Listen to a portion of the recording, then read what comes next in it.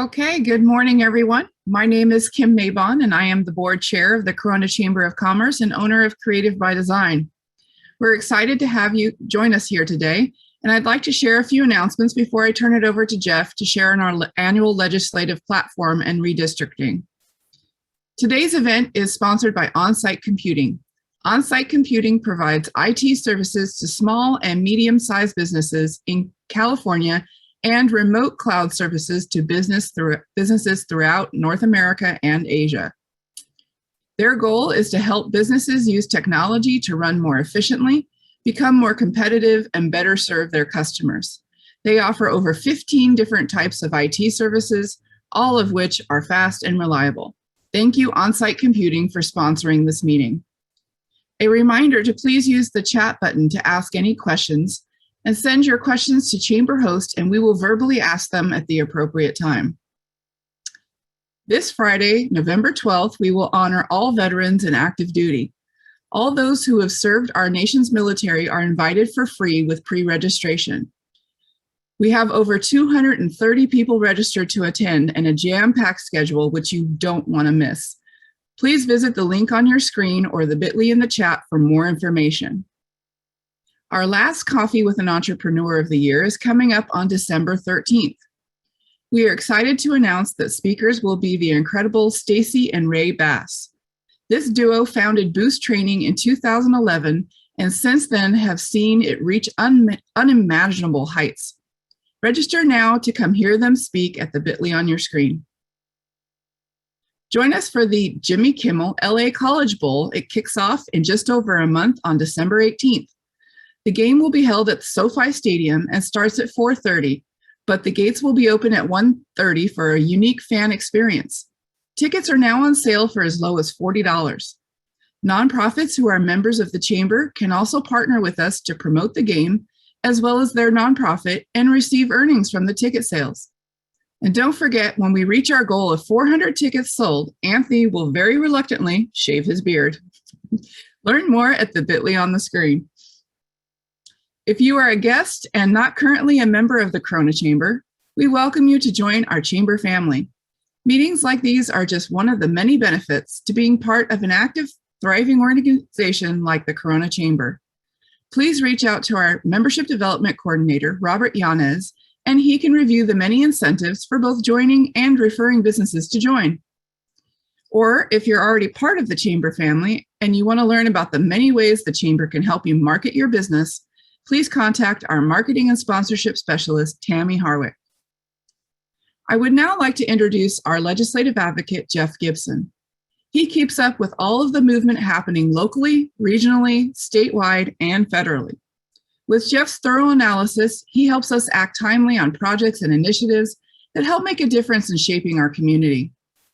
As owner of Occidental Communication Groups, his knowledge of complex political issues and the great relationships he has built ensure the Corona Chamber has all the tools to be effective on behalf of the business community. Please help me welcome Jeff Gibson to share his legislative update. Thank you, Kim. I appreciate that.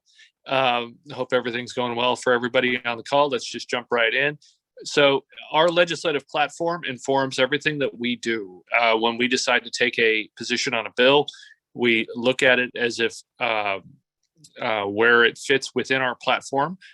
Then we monitor it, and then obviously if it starts to conflict with our platform, we take a opposed position. If it works within the platform, we take a support position, and that works for local policy, state policy, national policy, whatever happens to be. So it's a very detailed document, and we've considered it very carefully and developed it over the last decade. It's led to a great deal of success. So we review it every year at about this time, and wanted to get into it with you. So jumping into kind of the introduction, the first part of this, the first part lays out that, as we've discussed in previous calls, we have the highest inflation rate in the country. Yes, that would be the country.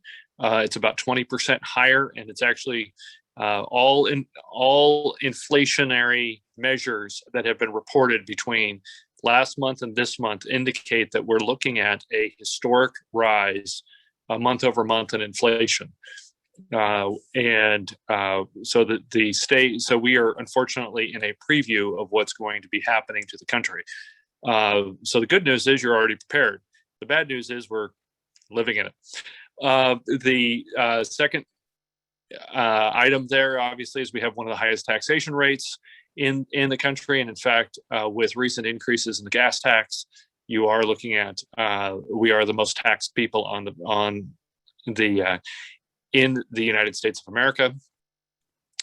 3, we have one of the toughest employment economies as measured by our unemployment rate and the overall labor participation rate.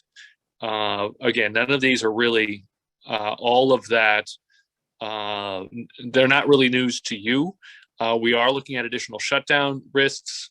We're looking at travel restrictions stretching well into 2022 and 2023. The OSHA mandates that are now being worked on in the courts do not have an end date for vaccinations. So there's a number of things that we're looking at and paying attention to for you, and we can report as time goes forward. So moving on to the next slide. So slide number 3, Anthony. We have very straightforward goals. They're not simple goals, they're straightforward goals. We measure when we will be changing these goals or altering these goals based upon the highest quarter or highest month of employment before a recessionary or retraction or shutdown or anything like that happens. So for us, these 3 goals measure as the necessary emergency period in which we are living in, as having started in March 2020 when the lockdowns began. Not debating the lockdowns, not debating any of that, but in the previous recession, in the Great Recession of 2008 forward, we kept our employment goals based upon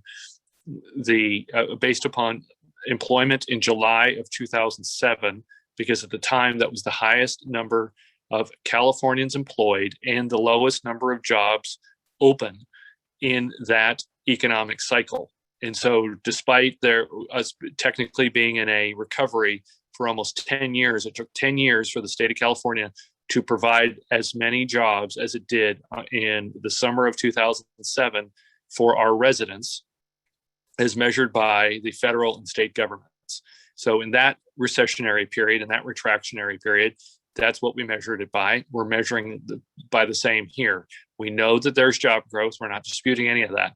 What we are saying is our employment focus here, because that's what we're trying to do. We're trying to make you more successful so you can employ more people, and we can grow jobs here locally so we don't have to use the 91 and 15 freeways, oftentimes against our will. So that's what we're moving towards. That's why we have that measurement there. It's very specific. And the 3 things that we think are based upon our experience that are the most important are: 1, common sense tax and healthcare reform.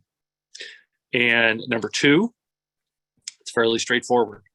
Number 2, eliminating unnecessary regulation. That does not mean eliminating all regulation. That means eliminating unnecessary regulation. So you have duplicative levels of, and oftentimes warring levels of regulation when you get into the local, state, and national economies. So we are trying to streamline that so that the regulations that you face, you're really looking at only facing once. Or if it's an egregious regulation, like the electrification of all buildings, despite there being very specific reasons why manufacturers need natural gas, why restaurants need natural gas, that cannot be replicated by electrification. Those are the types of issues that we pay a lot of attention to. And then 3rd, we have a climate goal of that we're calling the Plan Corona 2030. There will be more on that as the year is completed here in future calls. But our goal here is to eliminate 1.5 million hours of traffic. And under our Corona 2020 goal in 2.5 years, we eliminated 650,000 hours caught in traffic, or about 4 million vehicle miles traveled. Vehicle miles traveled is a measure that is used by transportation agencies to determine where transportation dollars go to. Agencies like the city of Corona that can prove that they are eliminating vehicle miles traveled actually qualify for more transportation dollars. That's why we, according to Caltrans, were the first city first community to enter into a public-private partnership in the state's history to eliminate vehicle miles traveled. So we eliminated 650,000 hours in 2.5 years. We believe that we can do about 1.5 million, eliminating 1.5 million hours of unnecessary traffic over a 9-year and 8-year span, using the by helping attract businesses to bring their jobs here to Corona so people can live in Corona and work in Corona. And we did we helped employers like yourselves attract 2,500 jobs during the Corona 2020 plan. And now we're looking at Corona 2030 as attracting 5,000 new jobs. And we believe even in a time of uncertainty like we're in, even in a time of very low net job creation like California is going through right now. California was outpaced by several states over the last several months on job creation for the first time in recent history, going back almost 20 years. We typically, month over month, obviously, we have a population advantage, we have a economic advantage, but we have been left behind. Texas and Florida, not just as a percentage, but in a raw number, are now producing more jobs regularly than the state of California, which is a disturbing trend. But be that as it may, but that's the goal. So, and this is where we are. These are the goals that we have. So moving on to the fourth slide there, Anthony, on how we achieve our purpose. We obviously here are very active in monitoring proposals at the local, regional, state, and national level, not just in terms of legislation, but in terms of economic mandates, in terms of vaccine mandates, in terms of all the other mandates that we've gone through, both in this emergency and otherwise. So we're very cognizant of the impact that that's having on you guys.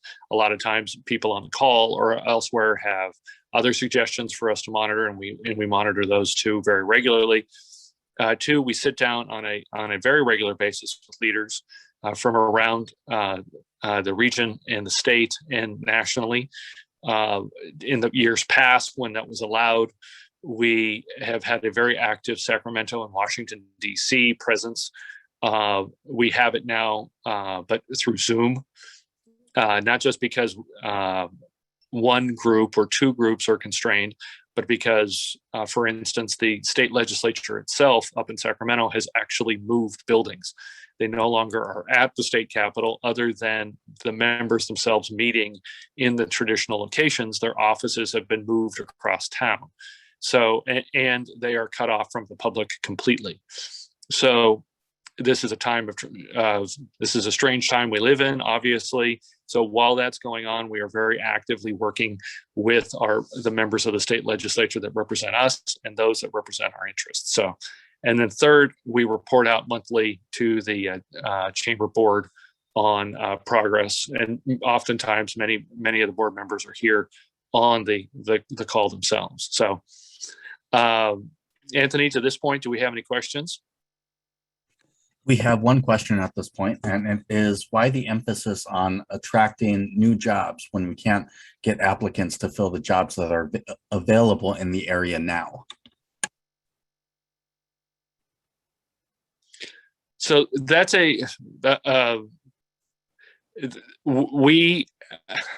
so as an economic development organization, we're looking to attract more businesses here. I understand that in the short term, and it may very well be a long-term problem, labor participation rates are an issue. So in within our strategy of recovering together, we are looking at common sense tax and healthcare policy and unnecessary regulation. One of those would be dealing with unemployment insurance. That is driving a record number of Californians just to decide to stay home. And so we do have a strategy specifically for that. The strategy of linking job creation with climate change goals, which is brand new and unprecedented for a city and a chamber to be doing, have to rely on economic development. If you're staying at home currently and you're not working, by the nature of it, you are not developing, you're not producing vehicle miles traveled at all for any positive economic purpose. So you may be traveling to the store or something, but that's not something that we can measure. So that's the reason of the job, why we're not specifically focusing on labor in that, the labor participation rate in that goal. But right there in the preamble, we talk about full employment as measured on March 20th, or in March 2020. And that includes the labor participation rate, which is where the question came from, and the production of additional jobs. So for instance, the United States is 14 million jobs behind the predicted growth rate or the projected growth rate between March 2020 and today. So is the economy producing jobs? Yes, but it is producing jobs at a much slower rate than it would be to create a full employment. The 4.6% unemployment that you're looking at is that you're regularly getting reported, is the narrowest measure of unemployment that can be found. If you include any level of cross analysis with labor participation rate, you're looking at a 7 to 8% unemployment rate. So is the unemployment rate going down? Yes. But 90% of the unemployment rate going down are people dropping out of the labor market, much like they did in 2009 through 2013.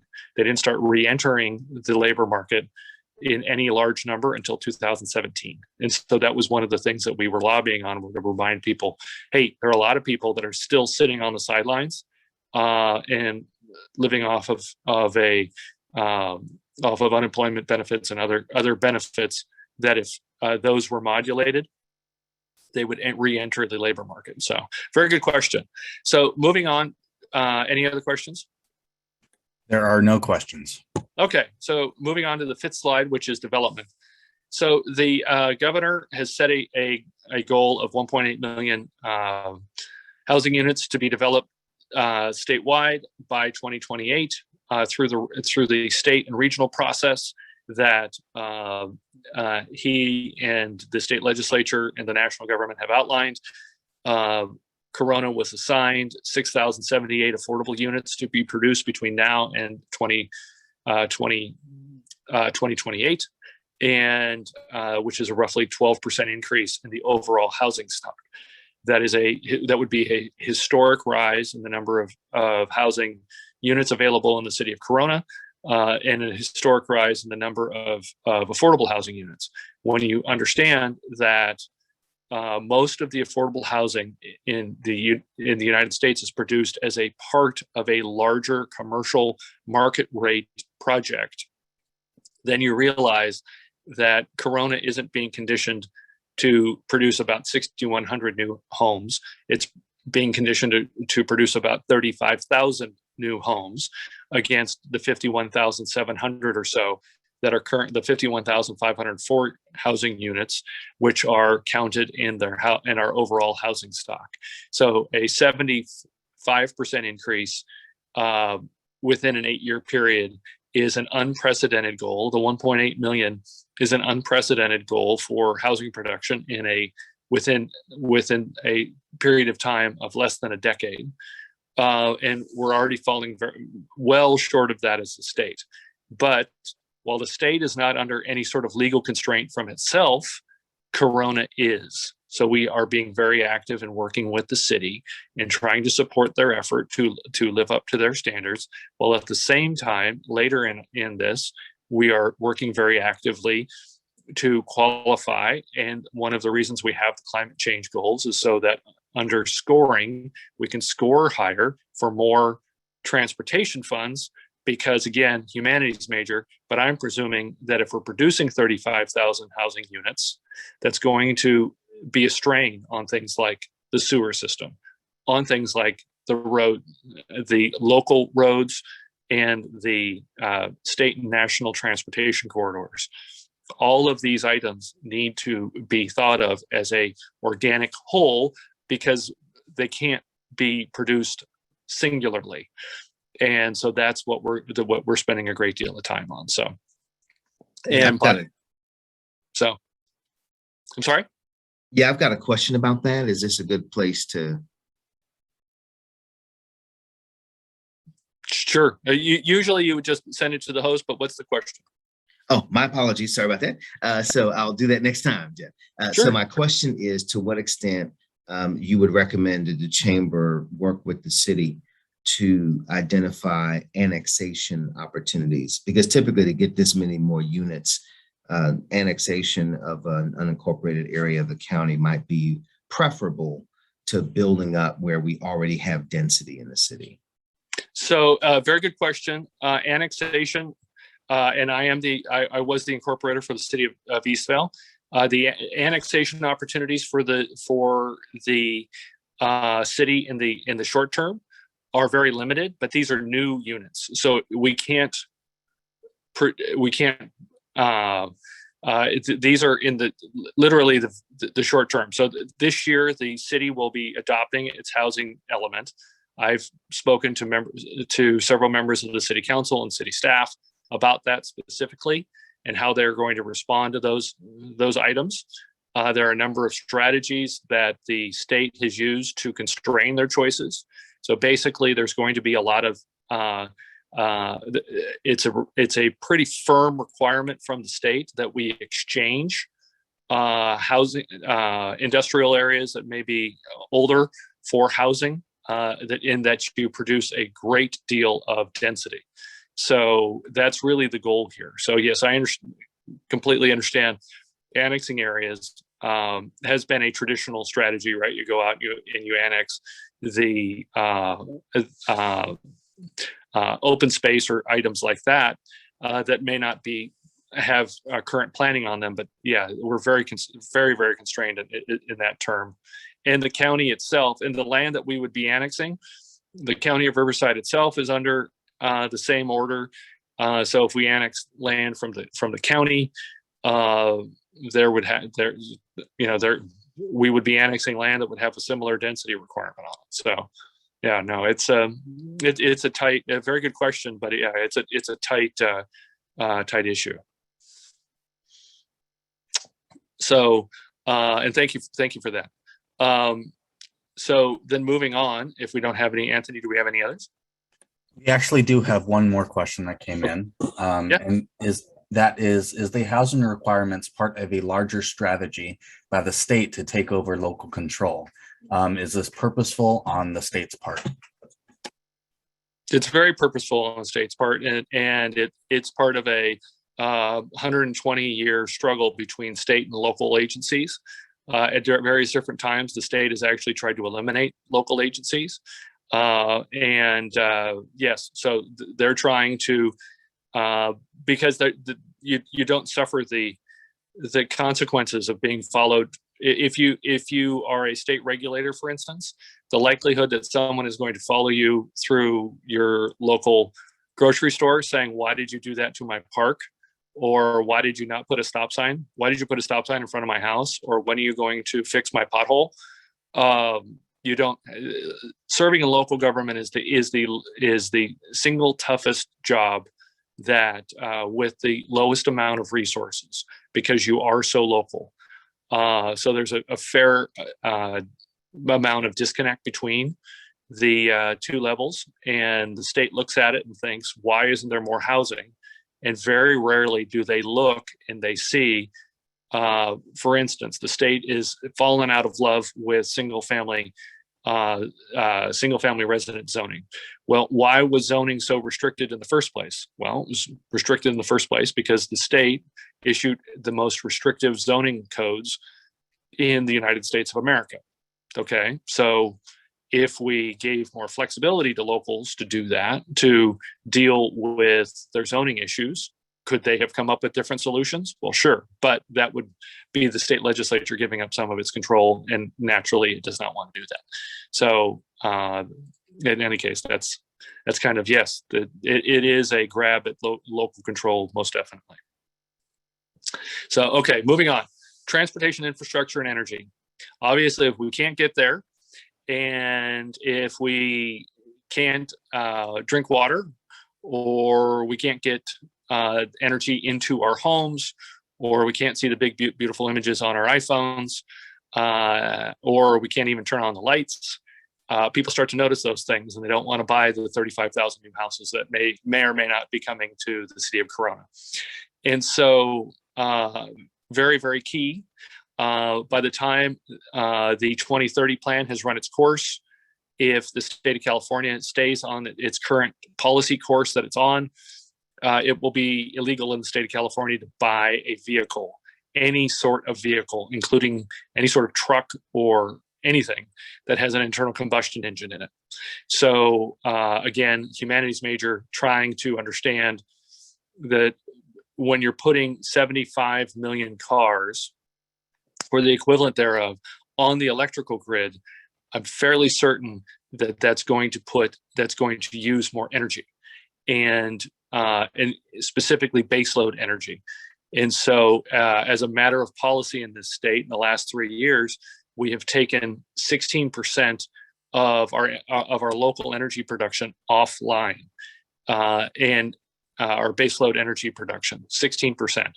Were the two nuclear power plants. Not to debate whether or not we should have closed them or expanded them or had 17 of them, but it's a fact that we lost a huge amount of our baseload, whether it's sunny, whether it's windy, whether it's rainy, whether it's night or day. We had those electrons floating through our system. We do not currently, and we have not replaced them in a sufficient way. In fact, for the same reason that Texas froze about this time last year, or in January and February of last year, if we all remember the Great Freeze, when the rest of the country was pointing to Texas and wondering why they were so stupid, they had applied to the federal government for waivers to be able to buy more natural gas energy. When those were turned down for climate change purposes, the state obviously froze because their windmills froze, their solar panels froze, and they stopped producing energy. In the state of California currently, very quietly, the federal government has allowed the governor to buy, I'm going to use a word here, I hope I don't offend anybody. Kim, please cover your ears. Coal. We are buying in record amounts coal producing electricity in mountain states across the United States. Coal, C-O-A-L, as in that dirty, ucky stuff that hillbillies have to climb into a hole to produce. But the state of California, for all of our climate change goals, has been unable to produce a base load of energy since the closure of so many of its power plants. And so we now are entering into short and long-term contracts with a federal approval that we can buy coal produced electricity. So if you think about it, you see that Tesla zooming by. If everybody has 2 Teslas in their garage, we have exchanged. Our current plan is to quietly exchange a gasoline-powered vehicle with hundreds and hundreds and hundreds of devices on it to eliminate environmental damage, with a electric vehicle that is powered at a distance, but by coal. So that's currently the plan. We don't think that's a very good plan to have. We think that there's plenty of opportunities to produce more energy. We are very concerned that the roads, bridges, ports, all of these different things, if we're going to be producing this type of housing, are going to be required water systems, sewer systems, And so those are the things that we are working on very, very specifically in these focus areas. And then moving on to the seventh area of, or our seventh slide for growing great jobs, we are working with, we are working on business attraction and retention. We're working on the cost of doing business. We're working on the on education and outreach for members like yourself and the larger community who are invited to these calls. And we're working on workforce issues to make sure that our workforce is trained and ready for jobs as they continue to be produced. And so those are, and we have some very specific items in there. We work with NAVC and March Air Force Base, and local colleges, CBU and Norco College, and I'm sure I'm forgetting 2 or 3 more, but we are very, very active in our regional advocacy for improving job in practical education. So, and finally, the last slide we have here is to show how accurate we were in our predictions in the last in our 2021 platform at the time that we were doing this at the end of last year. If you remember, it was sunshine and rainbows that we were going to, the governor was looking at a March opening date. And we looked and went through the plans of about 45 of the member agents, the states in the country, and saw that based upon the lower per capita number of vaccines that we were receiving, the lower per capita production of a number of different items, that we were actually going to be reopening as a state likely July 1st. If you remember, the governor slowly reopened the state between June 15th and June 25th, which again was not March 21st or March 2021. And then over to the right, you could see a part of the slide that we produced showing that at the time, if you remember, when we were reopening June 15th to June 25th, it was likely never expected to look at a lockdown or a vaccine mandate again.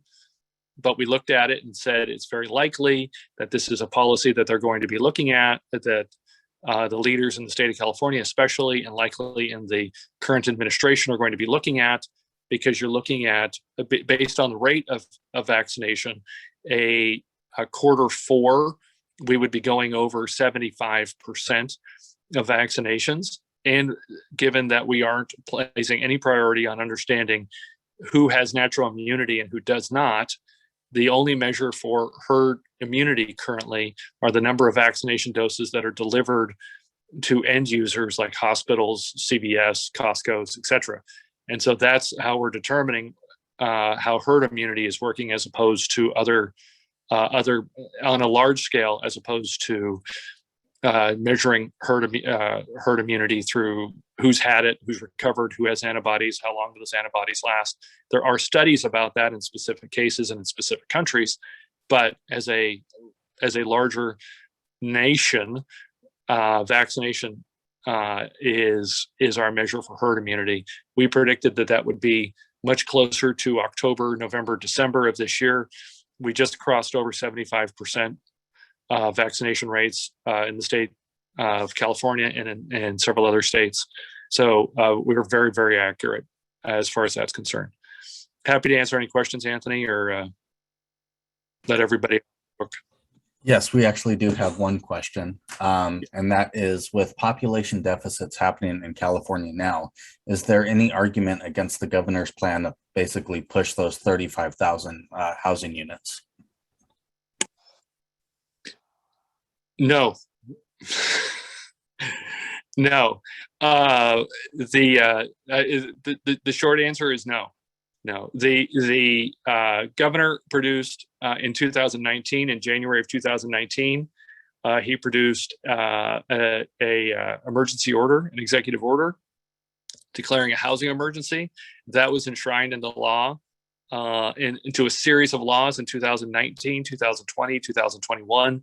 It's now become court cases in which every single city that has gone and tried to sue to maintain local control. Even cities that are producing urbanized housing, Huntington Beach is a classic example. In very large numbers, they sued, they were countersued, and they lost both suits. And so, as the judge in one case said, it is not a defense to say that you are complying with the law to ask for additional local control. So it's kind of like being told. Well, anyway, we'll leave that be for there. But yeah, so unfortunately, no. In terms of reapportionment, for instance, speaking of population deficits, for the first time in American history, a state west of the Rockies is going to be losing a seat in the House of Representatives, and unfortunately, California is a winner for history to lose a seat. So we're going from 53 to 52. The economic growth rate for states when they start to lose seats in Congress is not a story of success, to be quite honest with you. It usually is an indicator that there are very, very difficult times ahead. In those are intractable and going to be long lasting. And so that's because we lost essentially about 1 million, we went up in population. We slowed to the extent that the rest of the country grew much faster than us. So states that picked up congressional seats, Texas picked up 2. They probably should have picked up 3. California probably should have lost 2 because we end up losing almost 1 million residents during the COVID lockdowns. New York should have lost an extra one. They lost 1.8 million residents just out of New York City during the COVID lockdowns. And so these are people that are actually registering in the census as living in another state, so they're not coming back. Florida picked up, I believe, 3. They probably should have picked up 4.